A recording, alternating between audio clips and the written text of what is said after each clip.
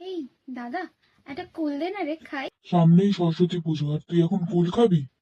কেন রে, পরীক্ষায় পাশ করবো না বলছিস? হ্যাঁ, পরীক্ষায় পাস ছাড়, ভালো মানুষও হতে পারবি না। ভালো মানুষ কিভাবে হতে হয় রে? যেমন তুই বাবাকে সম্মান করিস না, মাকে কটু কথা শোনাস, অন্য লোকের কথায় মাকে মারিস, মায়ের শরীর খারাপের অজুহাত করিস। তুই তো এত শিক্ষিত রে, কি লাভ হলো বলতো এত শিক্ষিত হয়ে?